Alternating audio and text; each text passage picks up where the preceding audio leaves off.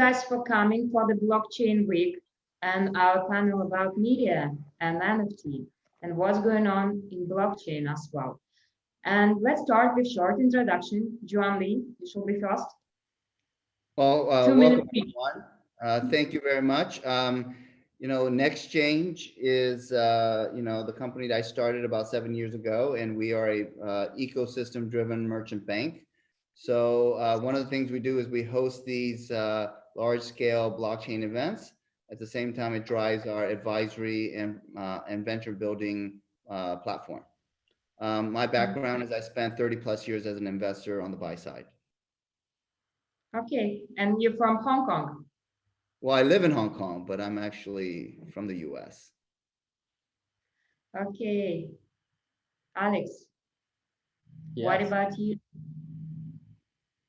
My name is Alex. I used to work in banks a lot, finance, audits, financial modeling, etc. So I moved in IT, data, innovations, and now I'm here in the blockchain, crypto, and I'm helping Sensorium team to get its more knowledgeable, advanced project on the crypto field, not only on virtual reality and augmented reality. Vijay? Thanks a lot for having me, Manana. It's good to see guys like Alex and Juan here. So myself, Vijay, I basically come from India, but I am settled down in Munich. I live in Munich, Germany for the past 7 or 8 years. And if you ask my core expertise, I'm so good at data analytics, machine learning, and artificial intelligence. But since I founded BitsCrunch, which is blockchain analytics firm, we are working on tackling a couple of really important problems in the NFT space using AI. So we are sticking to the AI capabilities, but we are countering a couple of huge problems that NFT space is currently facing. One being wash trading that is going on in NFTs, and digital art forgery detection system. And then we are also building an NFT estimator tool. So yeah, that's in short. And I'm also a TEDx speaker, so I love talking. So I have been talking around the globe in most of the conferences and seminars. And yeah, I'm also one of the LinkedIn content creators, where I have been followed by close to 40,000 people on LinkedIn. Thanks. Okay, guys. Yeah, thank you so much for these introductions, and thank you for coming to the stage. And my first question about insights on this market, on the technology side, on the media side, on the investment side, for this year and beyond next maybe 15 years. What is like the EU current environment and like a special vision for the future? And maybe let's talk a little bit more about technology investment trends. Juan Lee. What it should be, VR, AR, maybe something machine learning, maybe something for the, I don't know, decentralized media, NFT. What is the next? Okay, well, first of all, I think there's a lot of things that's happened in this COVID crisis that we weren't expecting. When everybody was presented with this in January, February of 2020, the natural reaction, I think everyone's natural reaction was, we're going to go for a major downturn. And with every downturn, there's always opportunities. And definitely the catalyst was digitization and clearly remote learning and remote, I guess, communication. But that actually spawned a lot more than just, decentralization. It really showed that we can pretty much operate, not seeing each other physically, and also that money can move without actually being, in the form of cash. So I think one of the biggest things that I see here is that we are moving from what we call the cash environment to the digital cash environment. That's definitely pushing all the companies that I see into a DeFi, decentralized finance area. Also, at the same time, we're seeing fractionalization. Fractionalization is very important part of what's happening with NFTs. And I see this kind of trend continue. We're only at the start. I will leave it at that and let my colleagues a little bit talk about that, and I'll chime in a little bit later. Yeah, it will be great. Alex, what do you think on your side? In next 15 Well, years? I agree. 15. Hopefully, there will be no COVID-19 or COVID-13. But what do you think? It was actually an election in US. It was election in US. Do you remember the story about Trump account on Twitter? Yeah, hopefully in 15 years, Trump will have his own social network. So probably we're going to see the next Twitter, I believe. So if something like Definity will go live very soon in May, we will hope to see the competitor for Twitter. I think so, with Trump on the back. But I agree with Juan of the general things, what's happening in economy and the world. However, I would like to add something as usual. First of all, it's tools. The tools are changing. In the past, I have to be a professional guy. I have to be knowledgeable about Photoshop, anything else like to create content. Right today, I don't need to know a lot about Photoshop.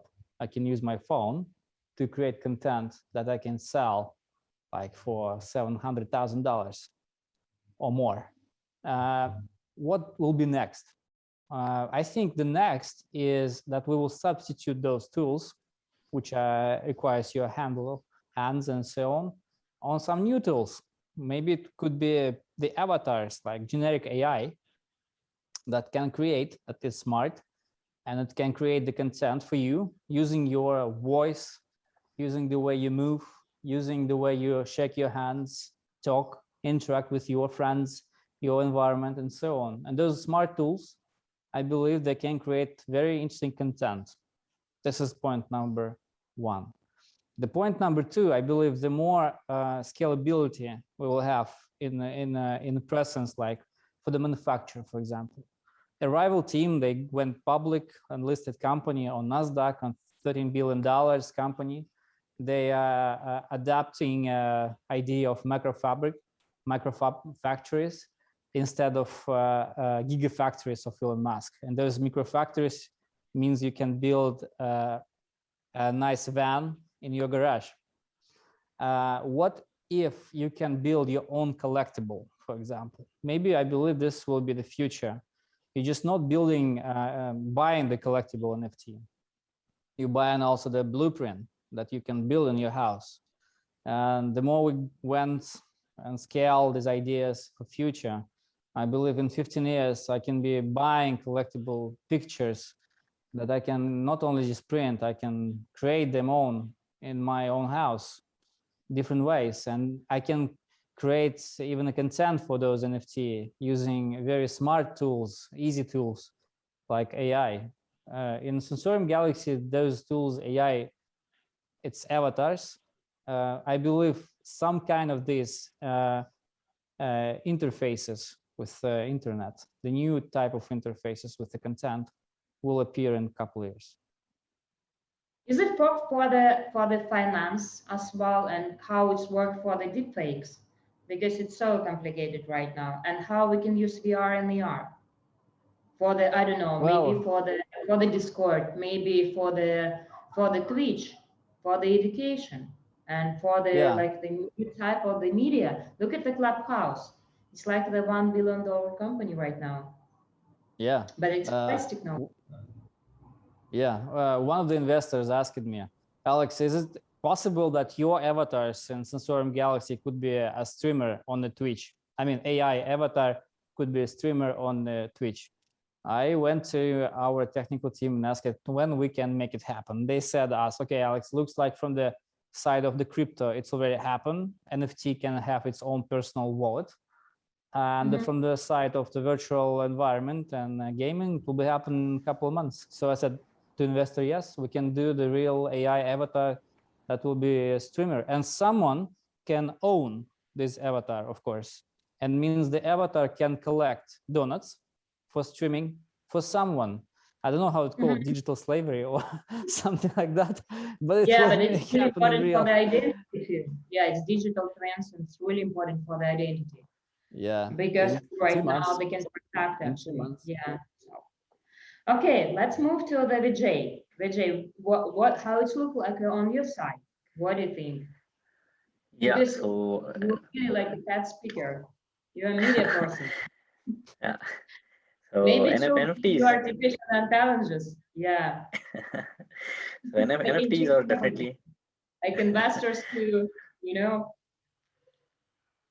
yeah, so what if, NFTs are definitely going to be the next big thing. I mean, just look back at what happened in 2017 when NFTs started to boom. So I guess NFTs started around 2017, and just within a span of 3 to 3.5 years, we could see almost more than 500 plus marketplaces. So marketplaces where you can buy decentralized land, digital arts, for instance, sports tokens, and n number of ideas that you can even that you have never even thought of. So NFTs are definitely the future, and even we could see a lot of celebrities and a lot of super high professionals, like even Elon Musk supporting NFTs and blockchains at times. So for sure, it is gonna stay with us. So there is no scrapping of such a technology in the future. The thing is, it needs to be built robust.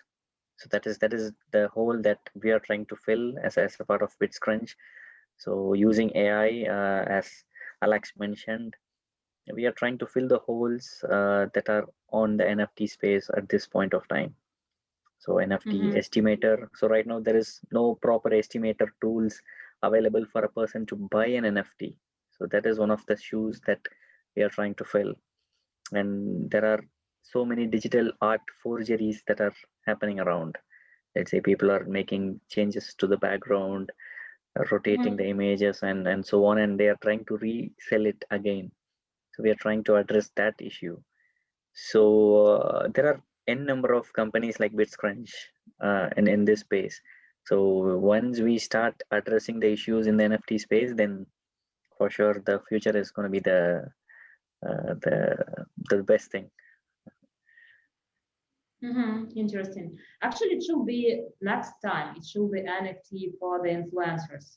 What do you think? Like the token for you, Yeah, and they can like the exchange. Yeah, it's really that powerful because it's blockchain.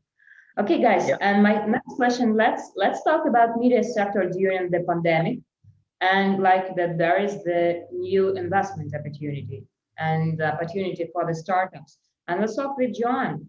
What do you think? Because I know you have a media background, and but you have a really strong experience, like the social butterfly, actually. Yeah, and what do you think? Yeah, because you're amazing and you have a lot of really famous ground like the people. And I know you shall be like the Elon Musk in Twitter actually, because you're so famous. Yeah, and what do you think? What's going on with virtual events, with live streaming, because of Zoom? Do you remember? Because it was like so happy right now, and thanks for pandemic, of course. And my question, what is the like the next steps in this industry? What is would Yeah, be like in actually, next like 3 years? What do you think? How like this network and social impact can help, like how we can do something they, together with investors? Yeah, and what is your prediction for the virtual events and live streaming? if you take a just simple virtual event, the business model doesn't work. Okay, guys. All right. You do it to promote the brand, you promote your, I guess, network. But I think what's happening is that there's a massive intersection of NFTs and events. I think this is really going to be very exciting. And this is primarily because what's happening with digitization and the acceptance of a non-fungible token. I think first you have to accept it, and it has to be accepted in other areas, not in events. So art, it makes sense, you know. So when you start to see it in other areas, you really start to think about how can then apply to other sectors. So I actually think, and I am a very fortunate beneficiary of building in one of my divisions, a media division based on, you know, a brand within the blockchain ecosystem. Now, everybody knows NextChange has events, and we've been doing this for 7 years. That brand can be definitely capitalized. Now, I never really figured out how that could be, besides building a network and then using that network to, you know, invest and build companies and maybe do advisory work. But there's something really special that's going on, because I think that the future is that there will be an NFT type event ticket. It will be like a golden ticket. You can collect, and I'll tell you, I run 4 blockchain weeks. I might have 4 of the most special golden tickets that I can sell. Or I can do something with a sponsor. And these are collectibles because they're literally only one of a kind I'll sell. They'll have unique characteristics. Maybe you'll get backseat, backstage, all the preferential treatment. And maybe they will not die when the event ends, because it will continue to have a life, because it won't be just about one event. It will be like the next year and the following year and the following year. You still get all the beneficiaries. I plan to test that business model very soon. So this is where I think events is going to be. Yeah. What is Cool. the best NFT artist? Oh, I mean, look, I'll just tell you the one that's made the most amount of money. But you know, we all know who that is. But I mean, I think we've created a complete opportunity for the starving artists to totally change, I guess, the perception of you know what they can do, and also I think the industry will very much I guess grow. When I graduated in college, engineers weren't really making a very large sum of money. Everybody was going to Wall Street, but technology grew and it flipped the business model, and then all of these companies went public.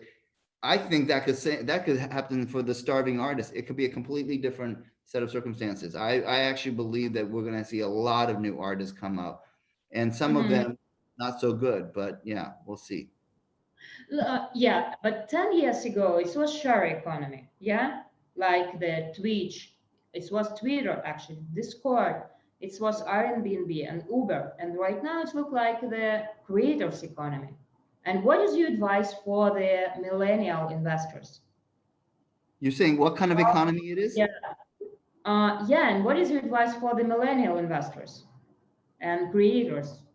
The creator, okay. Well, Yeah. I think what my advice is that we've never been in a better opportunity where we have an infrastructure almost in place, and the ability to create something and actually, you know, benefit monetarily. It may be in art, it may be in other forms of talent that you might have. Yes, we do definitely are moving into a creator economy. I think there's going to be many opportunities that we can tokenize. So I think we still have a lot more room for creativity in that area, but it is shifting. And I totally agree. And the investments is that we're investing in people and not so much on only the product. Oh, wow, it's really interesting. It's really funny. Okay, let's move to Alex. Alex, it's like the same question, because you are not from media. You're from finance, and you're from the side. And you have a strong experience, but my question, what's going on in VR and AR, like a technology?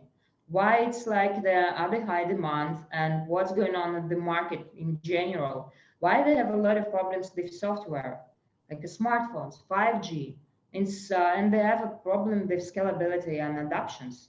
How they can like solve this problem? What do you think? Well, first of all, when Jivan was telling about the events NFT, I just realized in the past we were collecting the badges from the bless you. This is our team was. So the badges collecting from the conference, you know, it's like you went on WEF in Davos, you went on Blockchain Week, and people were collecting badges. And I think this all collectibles can be your token in the wallet. What about VR? You know, a year ago, we started our journey selling the company name and attracting new investors and like shaking hands and making trips across the world before the COVID-19. People and venture funds, business angels, they were telling me, Alex, look, man, virtual reality is have over expectation. It's really, look at the fantastic films, like fiction films, and look what happened real. Those products are not matching each other. And it's completely big difference between expectation, what people expect from the virtual reality and the real that virtual reality provide. And then a year passed, COVID-19 happened, and I just came back from Europe, and the people, for example, in Europe and the investors, they saying, oh, virtual reality, cool, we invest. 1 year passed. I said, wow, where's the old bad expectations? No, Alex, that's is impressive. Virtual reality, we are there. So this is the future. And that's what changed in 1 year. So that's the thing is changing in 1 year. I don't need anything to expect. In terms of the data, I can say that the prices for the helmets, they're decreasing every 2 years up to 30%. So now Oculus Quest worth about $300. Last year, Samsung released. Last year Samsung released a helmet for $99 with Microsoft. $99. It means already mass affordable prices here in the market, and it means like Apple will release already helmet for the high affluent segment for the luxury audience. Helmets now provide some ergonomic space, and people are comfortable to see and spend inside virtual reality up to 1 hour now because helmets are comfortable. Imagine you are watching virtual reality. It's not a movie watching, it's watching virtual reality 1 hour. If you're passing next, the helmets become more comfortable and you can spend there up to 3 hours. 3 hours you stick on the TV. Imagine, this is a huge market for everyone. But this is not a flat picture. This is a broad dimension picture. And it's a non-endless environment. And of course, the people can do some really crazy stories there. Like starting from the headspace journey, like with the Netflix. If you take in the Netflix headspace, very nice product, by the way, right? If you get pain from the person, you need to forget this pain. You just put in the button and listen there 18 minutes of the cool story how to release the pain. And only that. And we can do it in virtual reality, in 3D, like underwater, for example, on Sensorium, such. And I believe when you're mixing Facebook and Netflix in virtual reality, like we're trying to do, it will bring huge ideas of the future product adoptions. And people are gonna stick there for new experience, new relations, better know yourself, because you just stick there, nobody touch you, you just hide away, and you're there with yourself. And if there is AI, a quality AI, then it's gonna be really a place for evolving yourself also. Yeah, it's really interesting. And guys, I have one idea. They can actually move our conversation after this panel to the clubhouse, and our guests can like ask special questions. What do you think about this? Yeah, and plus, if you talk about NFT, they actually have a private conversation with Elon Musk, and they want to use this NFT for the SpaceX. And this actually public event shall be in June. Yeah. Let's do it right away. I Exciting. agree. Yeah, it's like these really amazing artists. It is like the special NFTs about space technologies, and about like this idea. Yeah, That's I can very share cool. with you later. Yeah, but the Elon Musk was so excited about this idea. Okay, and my So question is, we're on the board. yeah, and let's talk about this on Clubhouse. Okay, and question for the VJ. What do you Yeah. think about digital art? Because right now it's so booming. NFT, it's everywhere. Museums, magazines, marketplaces, and investors. On like it was on like 10 days ago. Yeah, actually Horowitz invest in OpenSea. I was so excited. And this is guys was on Clubhouse too. They want to share with us how it's like for the community. And my question, what do you think? How they can use blockchain for this? How they can apply these new technologies? Because you know, like the price for the artist it's so expensive, like but then the $27, yeah, and 50 something like a 9. And yeah, of course, we know a lot of like the news idea, the Frisbee and Banksy, and like the girlfriend of the Elon Musk.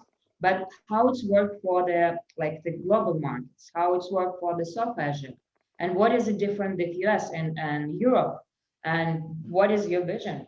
What do you think? So I would say, I mean, it's nothing against people from Europe, but Europeans are slow movers when it comes to NFTs and this NFT space. When you compare it to people from US, and because I mean, as I said at the beginning, there are n number of marketplaces which are popping up every single day, and artworks related to space, as you mentioned, artworks related to particular segment, like you know what happened with Top Shot, NBA Top Shot. So similar kind of ideas will be implemented in all the similar sports, all the other sports like cricket. Cricket is a big sport in country like India, and there is already one for football. So art world is huge, and if you start tokenizing it and give it a shape in a form of tokens, then this will be massive. And you know what happened recently, right? An art was sold at a very hefty price, like close to 70 million bucks. Who would have thought that a digital art would be sold for such a price? And you know what, that the person who bought that art was hailing is hailing from my place in India.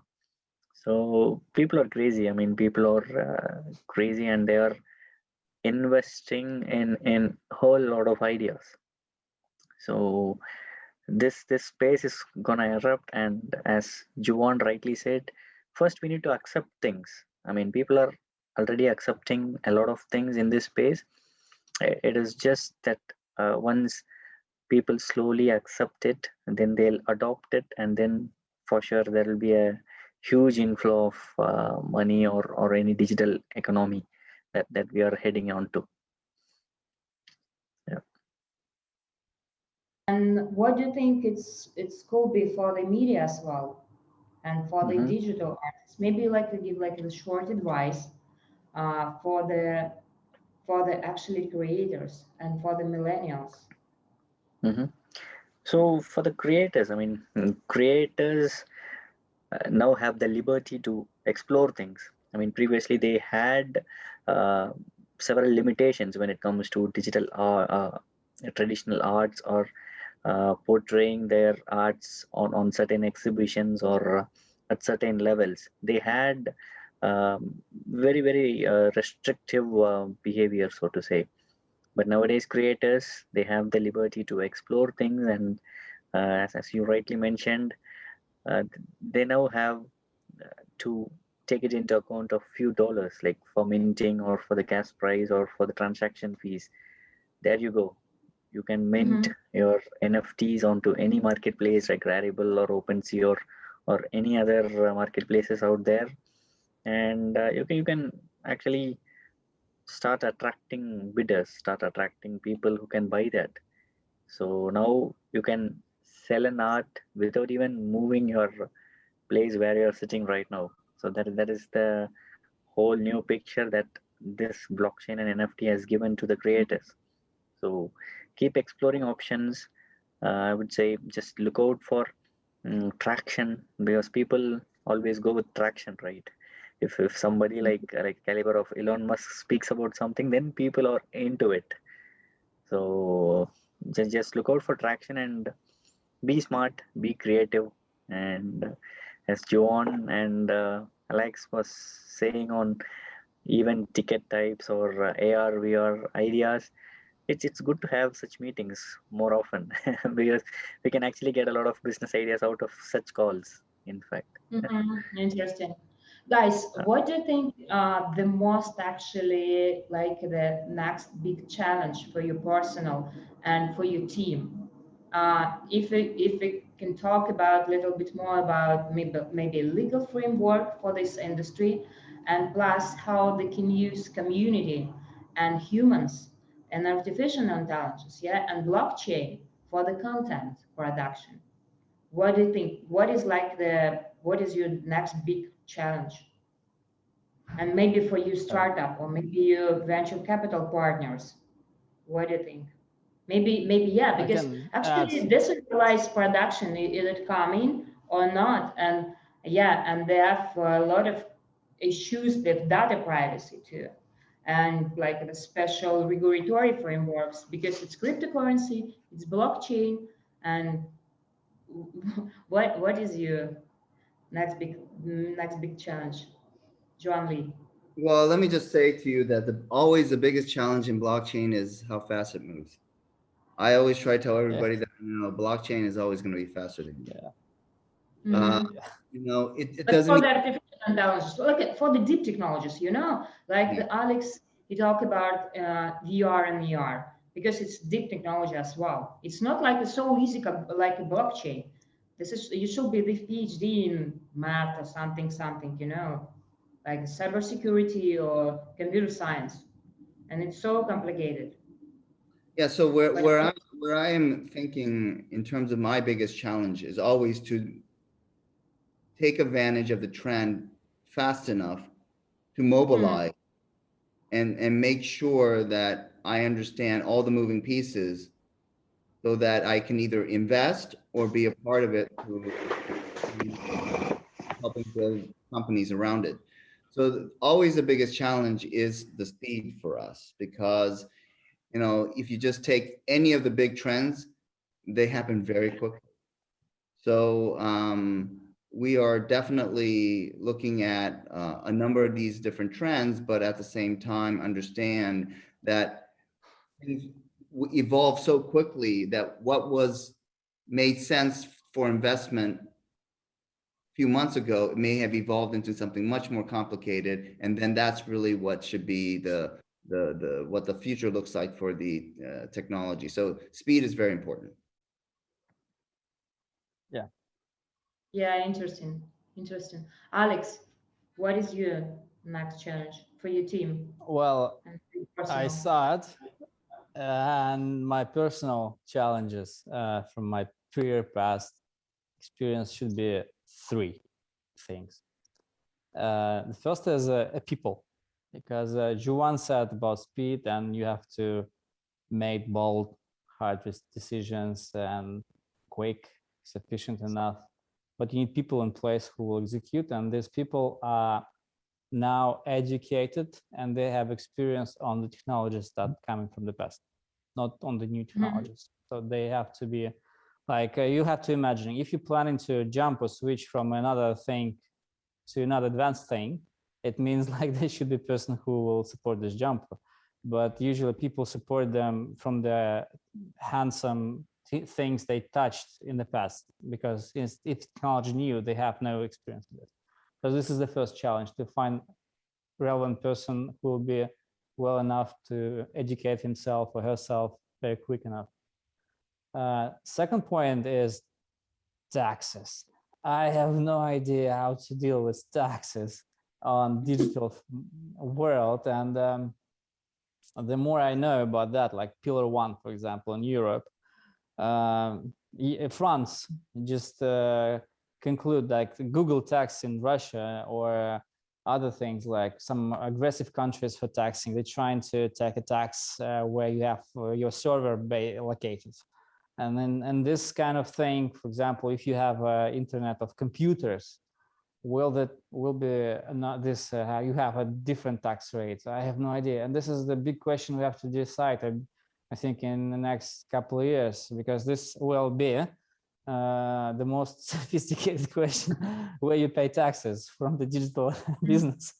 This is really like, this is the madness. And the last one is storage, storage for your content, since and the standard for this content. So when you are issuing NFT on Ethereum, you have several standardized smart contracts, 721, 1155, and etc.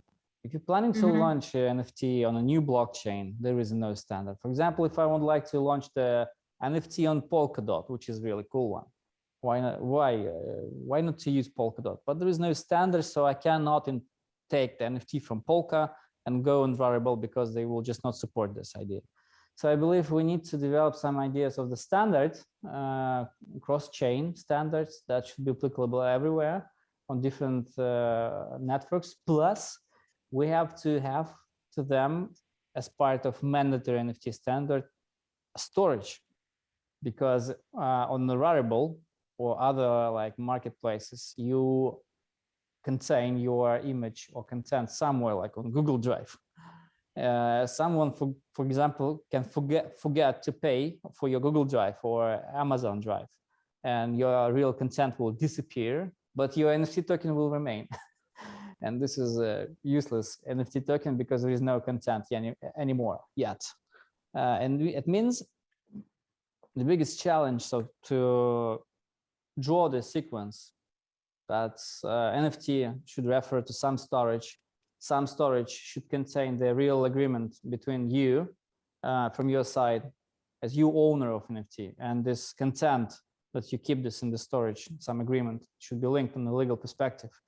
And this storage should be somehow supported by the centralized economy, because it should not be affected by some one user who just switched off his computer and everything gonna get corrupt. Because otherwise NFT environment will just end up with NFT of indexes. Interesting.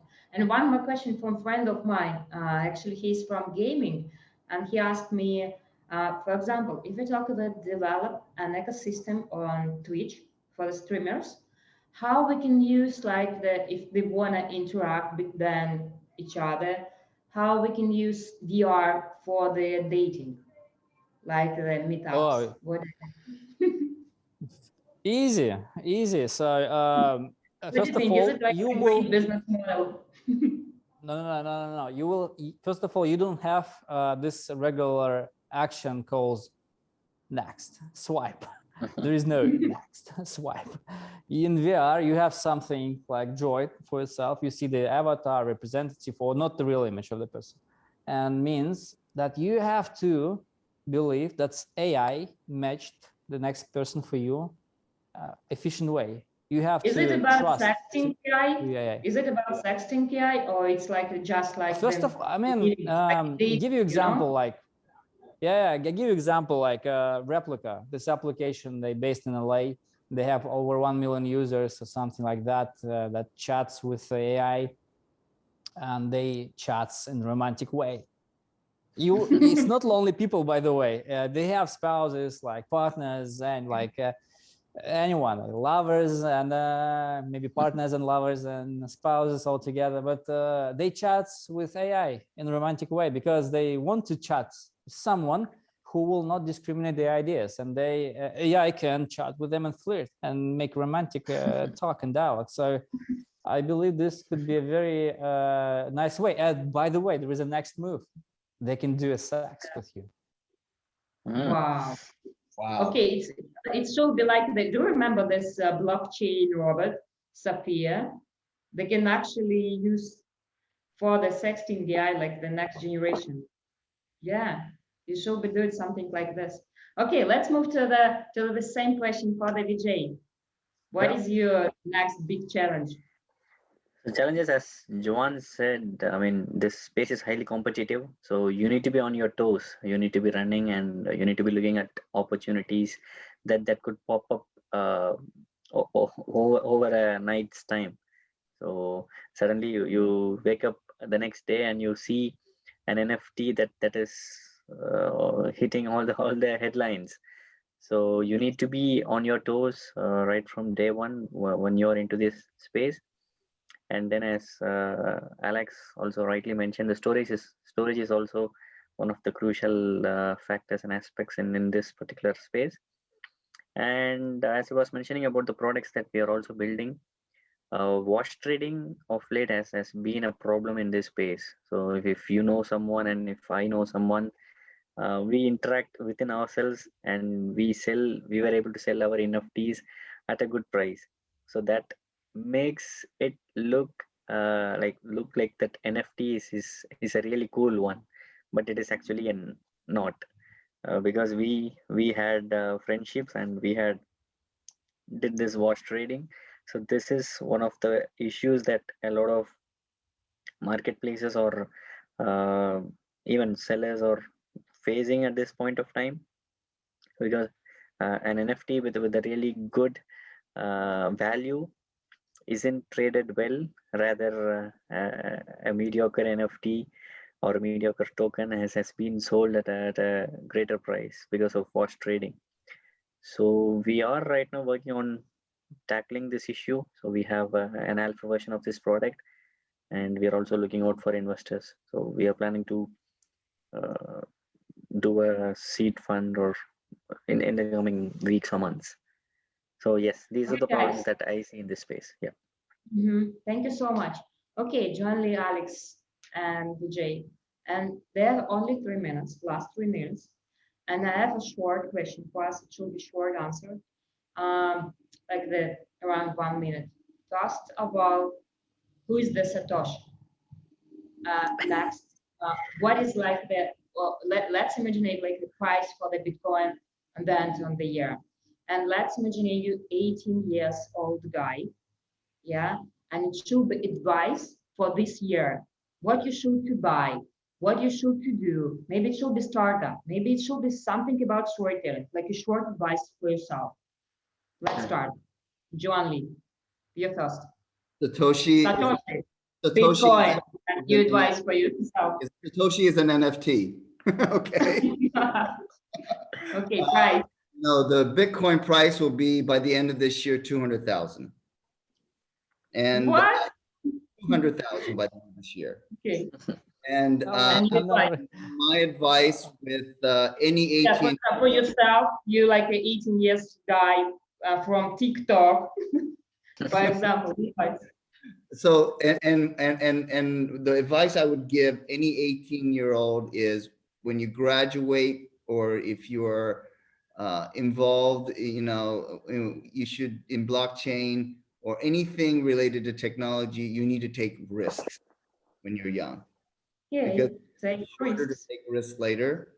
So take a lot of risks, because the downside is very little. Okay, and you should invest in Bitcoin. Okay, Alex. I agree. Joanna is the best. I agree. That's the risk appetite is very crucial for you. I mean, very crucial for everyone. If you're planning to be like a businessman or a techie guy, or you want to be a crypto guy, you have to be aware of the risk. You have to be aware of your personal resistance to the risk. And if you like really getting shoppy and nervous when you lost like $100 or like $1,000 or $100,000, or $1 million. It's the matter of the way how long you can go. So educate yourself, your reaction to the risk exposure is really crucial in terms when you are 18, because the downside is really low. I mean, you have to go next, and maybe you once a day you just say, okay, I can't go next because it's really too much for me. And then this is where you need to stop and start to progress more efficiently on the way you're doing. But before that date will come up, I agree, totally agree. You have to learn yourself how much is the cost to risk for you and how much you can go there.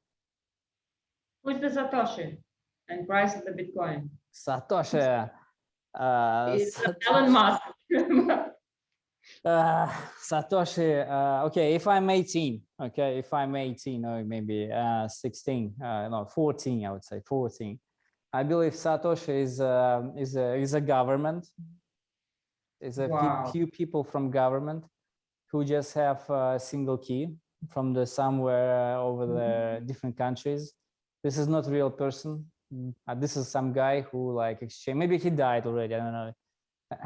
He was not exist. Or maybe there's a couple of people who just playing the joke, and everyone's seeing this big wallet and trying to imagine they are Satoshi. And maybe once a day he will appear and transfer his legacy to something new, maybe Bitcoin to zero. I don't know. So if I'm young, I cannot say like try to buy anything because I'm not an advisor, right? But I propose again, as Juan said, try to taste anything. I remember like 3 years ago, I took $2,000 and tried to buy some crypto. By the end of the year, I had money from the table. Yeah. Yeah, I had by the end of the year $200 out of those $2,000. I take a look on this $200. I said, okay, looks like 99% of the stock of the value disappeared, evaporized.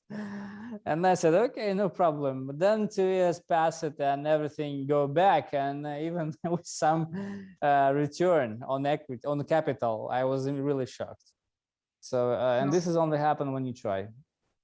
You're lucky because I know a lot of guys who buy like the pizza from the Bitcoin, $1 or coffee. Really? It was, yeah. Really? Yeah, they was crazy. But yeah. But okay, and the same question for the Vijay. Yeah. Satoshi could be anyone. I mean, can even be a robot. Who knows? So with the advent of AI and machine learning and all these stuff, it can even be a computer created one. So I'm not sure. And regarding Bitcoin price, I would think it'll definitely hit $100,000. But yeah, I'm not sure if it will double like Juan said. That is the thing. And also for an 18-year-old, I'll advise to invest on himself, because the more you invest on yourself at that point of time will turn you into a better human. So learn fast, fail fast, get up fast, and run fast, because exactly it's a very fast world. So as Juan said, bigger the risks, bigger the rewards. So, and even if you fail at 18, you will have all the time in the world to get up. So don't be worried about failing, or don't be worried about taking risks. Yeah. Okay, guys, thank you so much. It was amazing 45 minutes about media and blockchain. Follow, please, Alex, Joan Lee, and Vijay on social media, and see you next time. Thank you so much. Bye-bye. Bye-bye. Thanks a lot. Bye-bye. Bye-bye.